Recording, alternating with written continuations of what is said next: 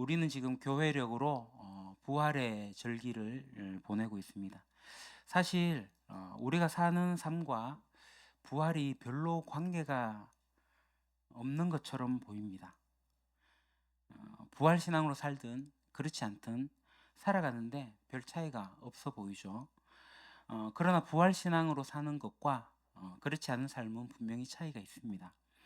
그런데 한국 교회만 보더라도 그리스도인들은 이 부활에 대해서 인식도 하지 않고 있으며 목회자들도 부활 설교는 부활 주일에만 하는 것으로 보입니다.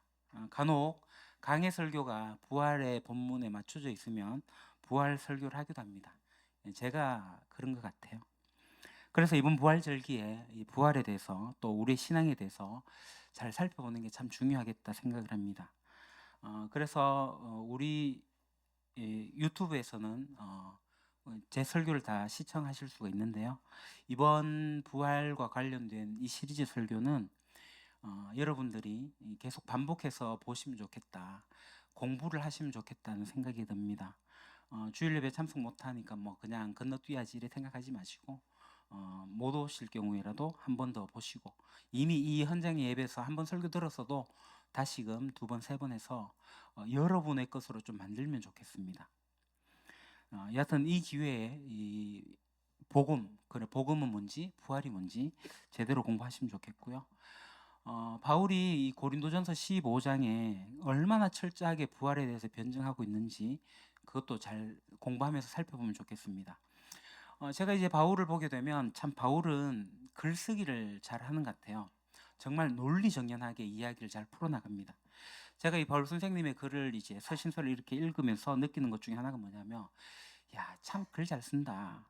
나도 이 바울 선생님처럼 정말 논리정연하게 이야기를 풀어낼 수 있으면 참 좋겠다, 이런 생각이 들 때가 있습니다. 정말 굉장히 탁월합니다. 당연히 고린도전서 15장을 여러분들이 이렇게 매일 읽어보시라 했는데 읽어보셨는지 모르겠어요. 읽어보시면 이 바울의 논리에 빠져들게 되실 거예요. 그러면 바울은 이렇게 꼼꼼하고 촘촘하게 부활을 변증하고 있을까? 한마디로 얘기하면 이게 굉장히 중요하다는 거죠. 이 주제가 뭐냐면은 복음과 부활이에요. 그러니까 이 복음과 부활의 내용으로 이렇게 들어가게 되면 바울이 복음을 설명하는데 부활을 이야기하고 있다는 거죠. 그러니까 바울의 복음은 부활의 복음이에요. 그러면 이 부활의 복음이 뭐냐? 그러니까 부활의 복음이 단순히 사상적으로 우리가 정신적으로 나중에 이렇게 될 거야, 뭐 그렇게 해서 승리하는 게 아니라 바울이 이야기하는 것은 몸의 부활이거든요. 그러니까 나중에 우리가 부활을 하게 되는데 이 몸을 입고 부활한다는 거예요. 물론 지금 우리의 육체의 몸을 그대로 입는 건 아닙니다. 우리가 몸을 입고 부활하는 거예요. 그러니까 이 몸을 입고 부활하는 것에 대해 가지고 우리의 신앙과 그것이 어떠한 연관이 있는지, 오늘 살아가는데 그것이 과연 나에게 어떠한 영향을 미치는지 우리가 좀 잘 살펴볼 필요가 있죠. 이 마지막 절에 보면 바울이 이렇게 얘기하지 않습니까? 그러므로 나의 사랑하는 형제자매 여러분, 굳게 서서 흔들리지 말고 주님의 일을 더욱 많이 하십시오. 여러분이 아는 대로 여러분의 수고가 주님 안에서 헛되지 않습니다. 그러니까 바울이 복음에 대해서 변증하고 설득하고 다 설명하고 나서 마지막에 주는 권면이 뭐예요? 흔들리지 말라는 거예요. 왜요? 흔드는 사람이 있으니까. 그래서 흔들리지 말라는 거예요. 경고해지라는 겁니다. 근데 이 부활의 복음이 온전히 깨달아지지 않으면요, 우리의 삶이 견고해지지 않습니다. 그러니까 조그만 유혹이 와도 크리스찬으로 살지 않고 능크리스찬처럼 산다니까요. 조그만 유혹이 와도, 그러니까 윤리적으로 어떤 문제가 이렇게 걸려도 금세 어떻게 돼요? 그냥 세상적인 방법으로 따라간다니까요, 크리스찬들도. 왜냐하면 그것은 이 부활의 복음이 그 안에 든든하게 자리 잡지 못했기 때문이라고 봅니다. 그래서 이제 본문으로 좀 들어가야 되는데요. 본문으로 들어가기 전에 이 고린도에 대해서 조금 알 필요가 있습니다. 자, 지도를 보시면 여기가 이제 파란색 부분이 지중해고요. 이제 부츠 모양이 이탈리아라는 나라고요. 그 옆에 보면은 이제 그리스라는 나라가 있습니다. 이렇게 네모로 돼 있죠. 여기 이제 그리스고, 그쪽 바다 에게해를 넘어가면 이제 튀르키예가 있습니다. 그 위에 이제 불가리아도 있고 그렇습니다. 여하튼 여기 이제 그리스예요. 자, 요걸 확대하면요, 이렇게 나오는데, 그리스 위에 그리스 본토가 있고 아주 좁은 한 6.5km 정도 폭이 되는 곳으로 해갖고 하나의 반도가 형성이 되는데, 파포소스 반도라고 합니다. 그 길목에 있는 도시가 고린도예요. 그러니까 이 본토와 이 반도를 잇는 중요한 도시가 여기 이제 고린도예요. 고린도는 여기가 있고요. 여기를 확대하게 되면 이렇게 되어 있습니다. 그 이제 보시면 고린도 운하라고 아주 직선으로 가로지른 곳이 있죠. 여기 이제 운하입니다. 수에즈 운하, 파나마 운하, 고린도 운하 3대 운하라고 하잖아요. 그 고린도 운하가 이렇게 있습니다. 6.5km 정도 되고요. 그 옆으로 해가지고 이제 고린도의 지금의 현대 도시의 고린도가 있고 고대 유적지가 있는 고대 고린도가 있고 거기에 이제 산이 하나가 있는데 그 산 이름을 이제 아크로 코린토스 이렇게 이야기를 합니다. 자, 고린도 운하는요, 그 지금 이제 구글 어스로 보게 되면 이렇게 돼 있고, 거기 6점, 예, 그렇습니다. 그 고린도시는 그 운하 옆에 이제 현대 도시가 있고요. 여러분들이 보시는 오른쪽 하단에 보면은 고대 고린도 유적지가 있고 그 위에 산이 있는데 아크로 고린도라고 그렇게 얘기를 합니다. 고린도 운하는 이렇게 생겼습니다. 이게 이제 네로 황제 때부터 이제 운하를 팔려고 이제 하다가 최근에 이제 현대 근대 들어와가지고 완성이 된 곳이고요. 지금도 여전히 배가 운하를 통해 가지고 이동을 합니다. 이 고린도 이제 고대 유적지입니다.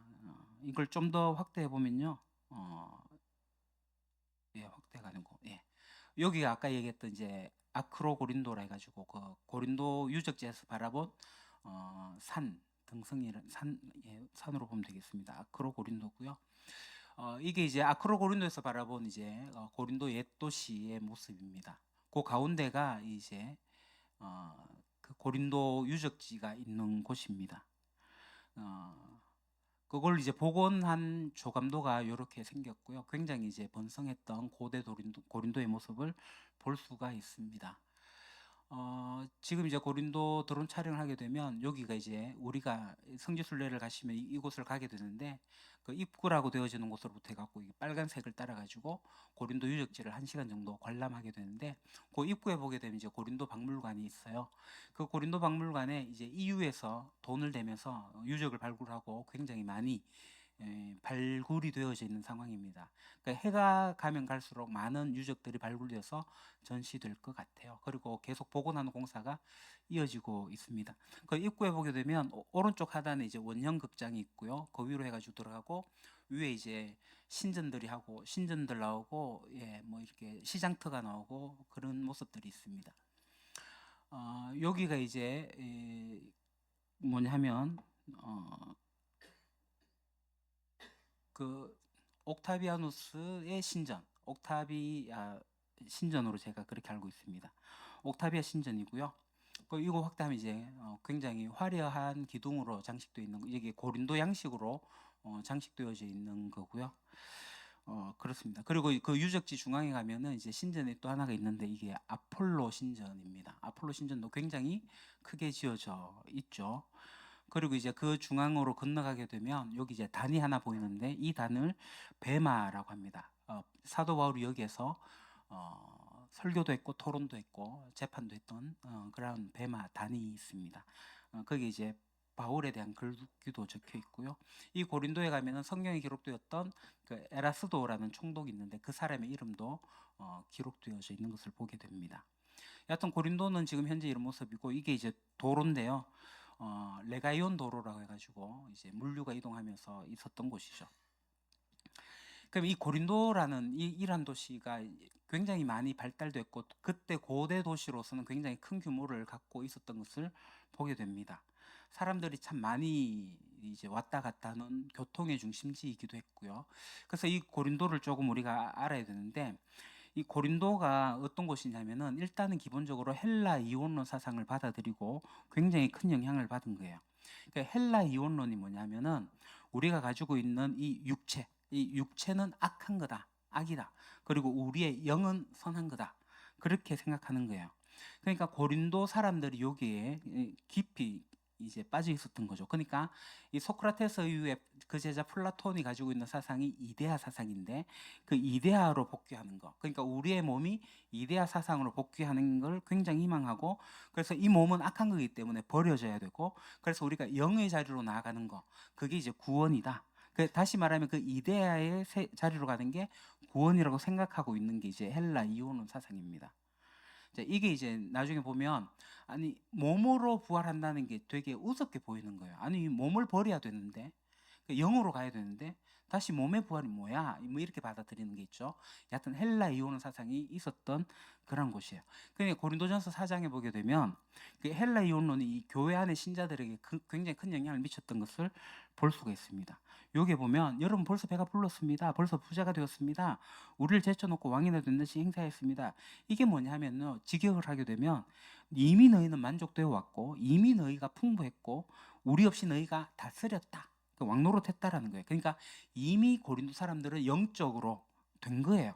그러니까 육적 존재를 막 무시하고 그러는 거죠. 그러면서 그 영적인 세계에 대해서 더 열광하면서 열광주의로 발전하게 돼요. 그러니까 우리의 몸이 다시 살아난다. 그러니까 새로운 몸을 입게 된다. 그러니까 이 몸의 부활이라는 사상이 그 육신으로부터 탈피하는 게 구원이라고 하는 그 사람들에게 굉장히 어리석은 것처럼 보이는 거죠. 근데 이러한 사상이 고린도 교회 안에 들어와 있었던 걸로 보입니다. 자, 그리고 두 번째 이 고린도의 이제 배경 중에는 신비 종교 영향이 있습니다. 이제 종교적으로 이 종교 활동을 하면 어떤 일이 있냐면은 그 아크로 고린도라고 그 산 위에 이제 또 신전이 있는데 거기에서 여자 사제들이 뭘 하냐면은 매춘을 합니다. 이 여자 사제들은 그 신전에 바쳐진 존재예요. 그러니까 신도들이 찾아오면은 그 신과의 연결을 시켜줘야 되는데 그 연결을 어떻게 시키냐면은 합의를 할 수 있는 방법이 성적 관계를 맺는 거고 그걸로 통해 갖고 엑스타시 황홀경에 이르게 하는 그 일들을 하는 거죠. 그러니까 이 여자 사제들은 그게 그러한 행위가 종교적 의무였고 종교적 봉사였던 겁니다. 그래서 그것이 신전의 재정적 수입원이 되기도 했습니다.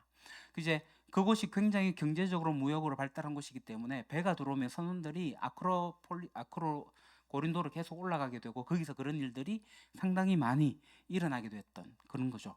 그래서 고대에 어떤 말이 있었냐면 고린도인들과 같다. 고린도인과 같이 산다는 말은 성적으로 아주 문란한 경우를 그렇게 표현했다라고 합니다.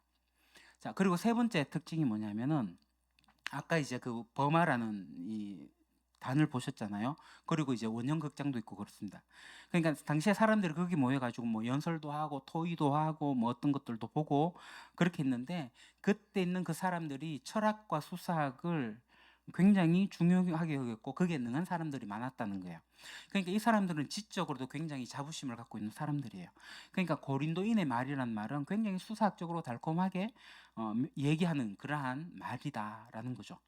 그리고 더 나아가지고 그게 이제 아고라하고 굉장히 번성한 도시가 있습니다. 레가이온 도로 해갖고 물류가 이동하는 도로가 나오고요. 그러니까 이 고린도가 어떤 곳이냐면은 지금의 이제 명동과 같은 서울의 명동 같은 굉장히 상업적으로 번성한 우리 경주로 따지면 황리단길과 같은 그런 곳입니다. 그러한 번성한 곳에 고린도 교회가 세워진 거예요. 자, 그러면 이 고린도라는 곳에 이제 교회가 세워지고 거기 이제 사역했던 사람들 혹시 누군지 아십니까? 먼저 바울이겠죠. 바울이 복음을 전하고 거기에서 했으니까 오랫동안 사역을 했습니다. 그 사도행전 18장에 보게 되면요, 주님께서 환상 중에 바울에게 얘기를 해요. 요게 내 백성이 많다. 네가 좀 사역해. 이렇게 얘기하시거든요. 그 메시지를 듣고 바울이 정말 오랫동안 그곳에 사역을 합니다. 보통 이제 다른 곳에 사역하는 기간에 비해 가지고 정말 오랜 기간을 사역하는데 한 1년 6개월 정도 사역을 해요. 자, 그 바울이 그곳에서 이제 브리스길라와 아굴라를 만나기도 했고요. 그 이후에 이제 실라와 디모데가 고린도로 찾아오기도 했고요. 그래서 이방인의 사도의 대표인 바울이 그곳에서 사역을 했습니다. 또 그 다음에 누가 사역하냐 하면은 베드로가 사역해요. 그 베드로는 누구예요? 유대 교회의 대표 수장이잖아요. 베드로가 사역을 합니다. 또 누가 사역하냐면 아볼로가 사역을 합니다. 그러니까 아볼로는 어떤 사람이냐면 수사학과 철학이 굉장히 능한 사람이에요. 왜냐하면 알렉산드리아 출신 인물이거든요. 그러니까 그때 당시에 쟁쟁한 그러니까 최고의 리더들이 와가지고 사역했던 교회가 고린도 교회입니다. 그러니까 오늘 우리 한국으로 따지자면 강남의 모 교회와 같이 정말 이 사역자 이름도 정말 뭐 모든 사람이 알고 있는 뭐 그렇고 교인들도 뛰어나고 뭐 재정적으로도 풍족하고 뭐 그러한 엄청난 규모의 그런 교회다 이렇게 생각하시면 될 것 같아요. 근데 그 교회에 이제 문제가 생기는 거죠. 어떻게 보면 사람이 많이 모인다 해가지고 뭐 좋은 거 아닌 것 같아요. 사람이 20명이면 20개의 문제가 있고 1000명이면 1000개의 문제가 있다라고 저는 봐지거든요. 그러니까 이 고린도 교회의 문제들이 뭐냐면은 이 신약 성경에 있는 자료만 봐도 바울이 이제 사역한 여러 교회들이 있는데 그 교회 중에서 정말 바울에게 골치 아픈 교회가 두 개가 있다면 그 중에 하나의 교회가 뭐냐면은 갈라디아 교회고요. 또 하나가 이제 고린도 교회예요. 고린도 교회는요, 이제 고린도전서만 봐도 10개 이상의 문제가 나와요. 굉장히 종류가 많아요. 분파, 음행, 뭐 법정 소송, 성관계, 결혼 문제, 뭐 우상 재물 수급 문제, 성찬 문제, 은사 문제 등등등등. 플러스 알파, 뭐 재정의 문제까지 해갖고 정말 많은 문제를 가지고 있는 교회가 이 고린도 교회였습니다. 근데 참 희한한 건 뭐냐면 아까 봤잖아요. 그 유명한 능력자들이 목회한 그곳에 문제가 여전히 있더라. 왜 그 교회는 그 모양일까? 참 연구해 볼 만한 교회입니다. 여하튼 바울은 에베소에 있게 되면서 이 고린도 교회에 이제 편지를 보내게 되는데요. 그 첫 번째 편지가 이제 고린도전서고요. 이 고린도전서는 고린도 교회 문제만이 아니라 그 모든 교회에 문제 있는 교회 그 문제에 대한 종합 처방전이 바로 이 고린도전서라고 할 만합니다. 그 문제는 이제 글로에라는 사람을 통해 가지고 직접 이제 전달이 되어진 것 같고요. 그 다음에 이제 편지로 전달이 된 것 같습니다. 그 내용을 보게 되면 크게 한 3가지 정도로 카테고리로 나눠지는데 개인적인 신앙의 문제 그런 것들이 얘기가 먼저 나오고 그 다음에 이제 공동체에 대한 문제가 나오고 마지막 이제 신학사상 교리 그런 문제들이 나오는데 이제 15장은 바로 이 교리 문제죠. 신학에 대한 문제입니다. 그러니까 고린도 교회가 가지고 있는 여러 가지 문제들이 있긴 했지만 그들이 나름 지적이기도 하고 진짜 수사학과 철학이 굉장히 능통한 사람이기도 하고 똑똑하고 많이 배웠고 또 경제적으로 풍요로운 이제 재정이 많은 사람들인데 그 사람들이 사도 바울이 전한 복음을 들었단 말이에요. 근데 그 가르침과 다르게 신학적으로 교리적으로 뭔가 뒤틀어 버렸고 그렇게 됐다는 거예요. 그게 뭐냐면은 부활을 부인한다라는 거예요. 부활을 부인한다, 부정한다. 그러니까 고린도 교회에 신학적인 문제가 있는데 그게 뭐냐면은 이 부활의 복음을 거부하는 것이었어요. 어떻게 보면은 앞서 얘기했던 이 갈라디아 교회 같은 경우는 혹시 여러분 갈라디아 교회의 문제가 뭔지 기억나세요? 계속 유대주의자들이 와가지고 율법을 강조하잖아요. 그러니까 모교회로부터 일어난 어떤 문제들이에요. 근데 고린도 교회는 그런 문제가 아니에요. 그러니까 복음을 거절하는 문제는 이 모교회로부터 온 게 아니라 자기들이 만들어낸 문제거든요. 그러니까 그 시대적 상황과 더불어 가지고 그래서 이 부활을 부인하는 것에 대해 가지고 바울이 이제 이야기를 하기 시작합니다. 1절에 형제자매 여러분 내가 여러분에게 전한 복음을 일깨워 드립니다. 여러분은 그 복음을 전해 받았으며 또한 그 안에 서 있습니다. 자, 이제 바울이 이제 부활에 대해 가지고 이제 문제를 제기하는데 이제 도입으로 뭔 얘기를 하냐면은 복음을 일깨워 드립니다. 이렇게 얘기해요. 자, 그러면 복음이라는 게 뭐예요? 복음. 복음은 부활인 거죠. 그러니까 복음과 부활이라는 이 주제가 아주 긴밀하게 연결이 되어져 있습니다. 그래서 오늘 제가 설교 제목을 부활의 복음이라고 이렇게 적었습니다. 일단 우리가 15장 전체를 좀 살펴보는 게 필요해요. 간략하게 보면 이렇게 되어 있습니다. 1절부터 11절까지는 도입을 얘기합니다. 바울이 도입에서 얘기하는 것은 내가 이제 복음을 얘기할 거야 라는 거예요. 그리고 그 복음 안에는 부활의 요소가 있다. 그래서 굉장히 부활을 부각시켜서 이야기합니다. 한마디로 정의하면 이 도입에서 부활의 복음을 얘기해요. 그리고 15절, 12절부터 이제 57절까지 보게 되면 이제 변증을 하기 시작하거든요.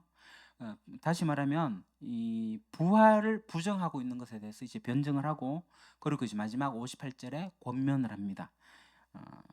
그래서 이제 도입, 변론, 권면 이렇게 15장은 나눌 수가 있고요. 그리고 이제 변론에서 우리가 조금 살펴볼 필요가 있는데 그러니까 원론적인 변론을 먼저 하게 됩니다. 12절부터 34절까지. 그러니까 죽은 자가 부활한다라는 그것에 대해 가지고 부정하는데 그 사실 자체를 가지고 일단은 변론을 합니다. 그래서 이걸 이제 원론적 변론이라 하고요. 그다음에 이제 35절부터 보게 되면 이제 강론적인 변론이라고 볼 수가 있습니다. 그러면 부활을 부정하는데 그 부정하는 그 내용이 도대체 어떤 거냐 따지고 들어가면서 변론을 하거든요. 또 그렇게 강론으로 변론하면서 부활을 부정한 사람들 어떤 내적 논리가 있잖아요. 그래서 그 논리를 가지고 심층적으로 들어가서 변론을 합니다. 그래서 강론적 변론이기도 하고 심층적 변론이기도 하고 그래요. 근데 반면에 이 원론적인 변론은 뭐예요? 그 죽은 자의 부활에 대한 거기 때문에 표면적인 변론이라고 할 수 있습니다. 그러니까 바울이 이론적으로 설명하면서 표면적으로 설명하고 그렇게 변론을 하죠. 그러나 그 다음에는 강론적이고 심층적이고 굉장히 구체적으로 부활이 어떤 거냐, 그럼 더 구체적으로 변론을 하고 있는 것을 보게 됩니다. 그래서 첫 번째 변론은 원론적이고 표면적이고 이론적이라면 두 번째 변론은 강론적이고 심층적이고 구체적 변론이다, 이렇게 이해할 수가 있습니다. 자, 그래서 우리가 이제 도입 부분을 보게 될 텐데, 도입도 보면은 이제 크게 세 개로 나눌 수가 있어요. 1절, 2절 도입이 있고요. 그 다음에 설명을 하고요. 그 다음에 정리를 하는 그런 형태로 되어 있습니다. 도입에서는 너희가 받은 복음이 뭐냐? 그 내가 설명해 줄게, 이렇게 얘기를 합니다.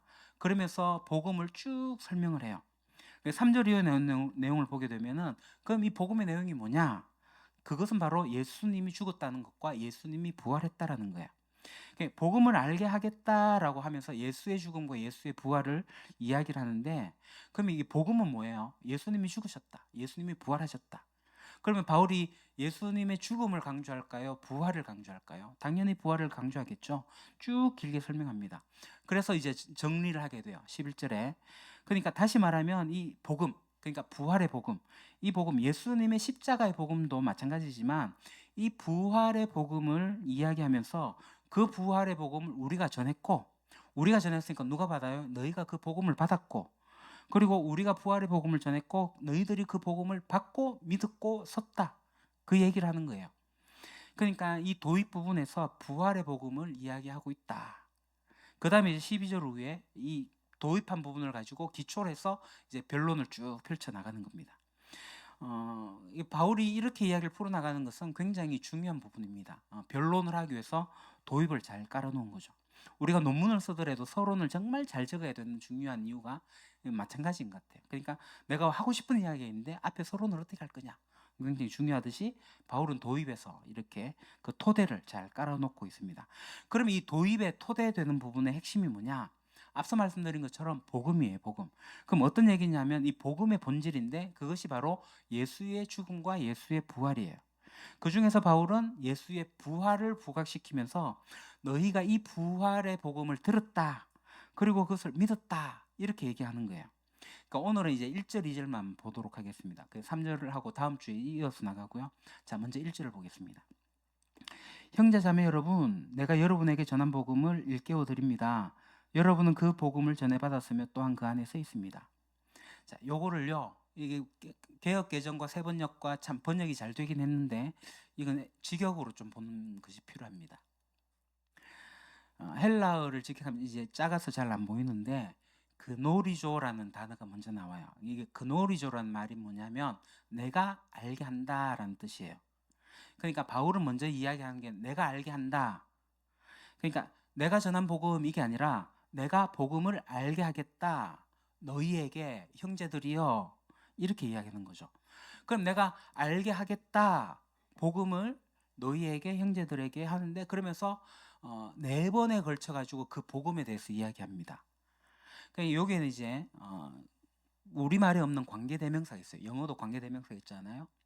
호, 토 해가지고 이렇게 쭉 나와요. 2절에도 이제 나오는데 관계대명사가 있기 때문에 이게 조금 번역이 힘듭니다. 이렇게 번역하는 거죠. 형제들아, 내가 너에게 전한 복음을, 이렇게 묶어서 번역하는 게 우리 새번역이나 개역개정이지만, 직역을 하면 다시 말씀드리지만 내가 알게 한다, 그리고 여러분에게 형제들이요. 이걸 우리가 좀 잘 봐야 돼요. 그래야지 바울이 얘기하려고 하는 그 원뜻을 우리가 조금 더 알 수 있습니다. 그러면 바울이 얘기하려고 하는 게 뭐냐? 복음을 이야기한다. 쭉 설명을 하는데요. 복음의 부활이 없다는 주장을 지금 바울이 하는 거예요. 그러니까 지금 바울이 반대하려고 하는데 그 복음과 연결시켜 갖고 이야기하는 거죠. 그래서 바울이 이 표현을 하고 있는 거예요. 나는 복음을 알게 하겠다, 여러분에게 형제들이요. 그 복음 뭐예요? 내가 여러분에게 전했던 거고. 그 복음 뭐예요? 여러분들이 받았던 거고. 그 복음 뭐예요? 여러분이 거기에 선 거고. 그 복음 뭐예요? 여러분들을 구원하는 거다. 그러니까 바울이 복음을 설명을 하는데 이렇게 4개에 의해 가지고 설명을 하고 있는 거예요. 그러면 이렇게 하는 것의 특징이 뭐냐? 제가 주보에는 빈칸을 만들어 뒀는데요. 4가지의 특징이 있습니다. 첫 번째 특징이 뭐예요? 점진적인 측면이 있습니다. 이게 바울이 이걸 점진적으로 표현하고 있어요. 내가 여러분에게 복음을 알게 하겠다. 그러니까 부활을 반대하는 거를 지금 이제 반박을 하면서 내가 지금 복음을 알게 하겠다. 그런 식으로 이야기를 시작하는 거죠. 그럼 이 복음이 뭐냐? 내가 전했던 거고 여러분이 받았던 거고 이렇게 시간적으로 점진적으로 시간이 흘러가면서 이야기하고 있는 거죠. 그래서 너희가 그 받아서 어떻게 됐다고요? 너희가 그 복음 위에 섰다. 그 가운데 선 거고 그 다음에 너희들이 그것을 믿었다. 믿으면 어떻게 된다고요? 구원받는다. 그러니까 바울이 그렇게 점진적으로 설명해 나가고 있는 것을 보게 됩니다. 두 번째 특징이 뭐냐면은 바울이 부활과 복음을 굉장히 긴밀하게 연관시키고 있다는 거예요. 이 부활 논쟁을 지금 바울이 하려고 하면서 내가 부활에 대해서 설명하겠습니다. 이게 아니라 내가 복음을 이야기하겠습니다. 내가 복음을 알게 하겠습니다. 이렇게 얘기했다는 거예요. 그러니까 바울은 부활과 복음을 동일시하고 있다. 그러니까 부활 논쟁은 곧 복음 논쟁이다. 이렇게 보는 거죠. 그러니까 부활과 복음은 뗄래야 뗄 수 없는 관계에 있는 겁니다. 자, 부활과 복음은 굉장히 긴밀해요. 바울이 로마서에서도 이렇게 얘기합니다. 이 복음은 뭐예요? 부활하신 예수 그리스도입니다. 그분이 누구예요? 우리 주님이시라는 거예요. 바울은 부활을 이야기하는 거예요. 부활하신 예수 그리스도. 그럼 베드로는 어떻게 이해할까요? 사도행전에 보게 되면 이제 사도행전 2장에 이제 오순절 성령 강림이 나오는 그 부분에 이제 베드로의 설교가 나와요. 그러니까 지금 우리가 다 살펴보긴 그렇고 나중에 여러분들이 베드로의 설교만 한번 이렇게 읽어보십시오. 그 설교 내용이 뭐냐면요. 쭉 읽어보면 23절에 예수께서 버림받으신 것. 그러니까 여러분들이 무법자의 손을 빌어가지고 나사렛 예수를 죽였는데 어떻게 하셨다고요? 하나님이 그를 살리셨다. 그래가 어떻게 했다고요? 하늘 보좌에 앉히셨다.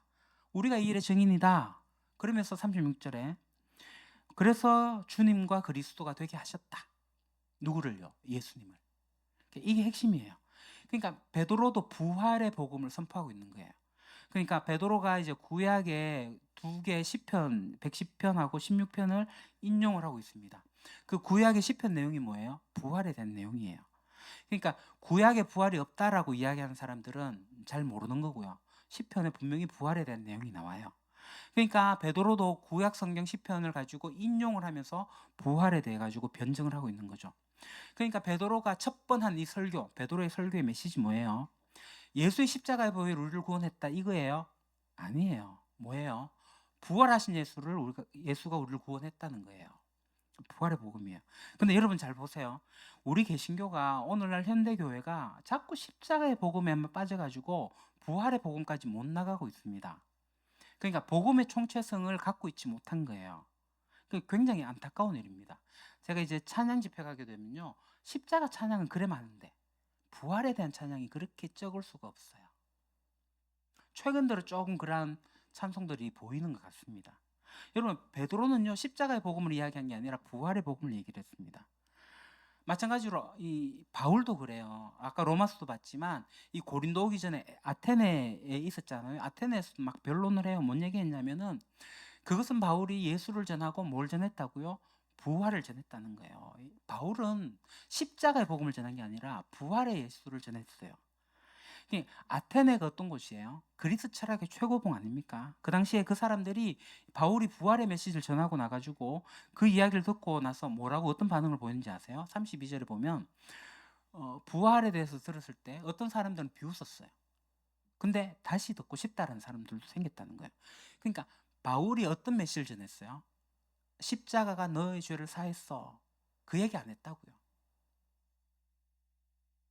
예수는 부활하셨다. 부활의 메시지를 전합니다. 그러니까 사도행전을 여러분들이 쭉 읽어보시면 아시겠지만요. 부활을 전하는 것들이 사도들에게서 굉장히 중요한 일이었어요. 부활하신 예수가 주고 그리스도 메시아다라는 거예요. 여러분 복음서가 예수의 죽음으로 끝나지 않습니다. 복음서는요. 예수의 부활로 끝나요. 당연한 얘기잖아요. 근데 왜 한국 교회는 자꾸 십자가의 복음만을 이야기할까요? 그러니까 제가 다시 말씀드리지만 제가 십자가의 복음을 부정하는 거 아닙니다. 십자가의 복음을 제대로 이해하려면은 부활의 복음까지 나아가야 됩니다. 근데 부활이 빠진 십자가의 복음은요, 불완전한 복음이에요. 이 불완전한 복음은 복음이 아닐 수 있습니다. 근데 한국 교회가 지금 굉장히 어지럽혀 있는 이유 중에 하나가 뭐냐면 부활이 빠져 있는 십자가 복음만 가지고 얘기해요.